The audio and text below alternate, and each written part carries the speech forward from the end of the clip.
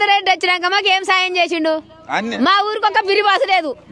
గుడికందులకు ఆటోలు దొరికితే పోవాలి, 4 రోజులకు ఒక్కరని లేకుంటలేదు. రుణమాఫీ చేస్తానని కేసీఆర్ ఉన్నప్పుడు చేసిన వాళ్ళకి మళ్ళీ చేసిండు, మాకు చేయకనే పాయ్. మాకు ఏం సాయం చేసిండు? మహిళల్ని కోటీశ్వరాలు ఏం చేసిండు? 500 గ్యాస్ అన్నాడు,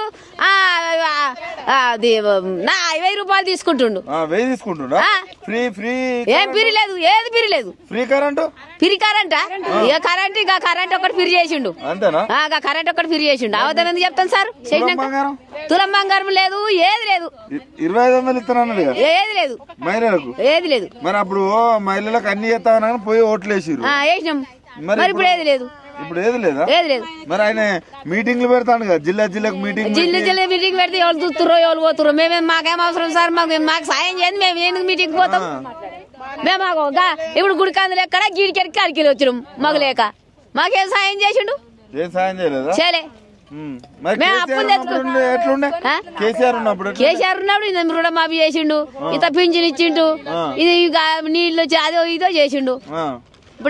మాకు ఇప్పుడు ఏం లేదు. రేవంత్ రెడ్డి వచ్చినాక మాకు రూపాయి వస్తే మాకు లేదు. ఇందిరమ్మ ఇల్లు ఇందిరమ్మ ఇల్లు ఇస్తా అంటుండు, కట్టుకునే వాళ్ళకి ఇస్తారంటుండు. ఇయ్యలే, ఈ వరకు అయితే ఇయ్యలే. మరి రేషన్ కార్డులు కూడా ఇస్తారు. రేషన్ కార్డు అట్లా వచ్చినాయి అంటుండు. వచ్చినాయట, మన పేర్లు వచ్చినాయట కొంతమందికి. ఇచ్చిండా మీ చేతికి? అందలే, చేతికి అందలే. ఇంకా మీకు చేతికి అయితే అందలే. 10 మందియో 20 మందియో పేర్లు వచ్చినాయట. నాటే వచ్చినావు కదా, ఈ వడ్లకు బోనస్ అన్నాడు కదా, ఏం లేదు. బోనస్ కూడా లేదా? మరి ఎట్లా, మరి ఏం చేయాలా? మరి ఏం చెప్తారో మీకేరు కాదు. అంతేనా? మీరు చెప్పుర్రి, మమ్మల్ని ఇవన్నీ మాట్లాడిపిస్తారు కానీ మీరు చెప్పుర్రి గిట్లా అన్నారని.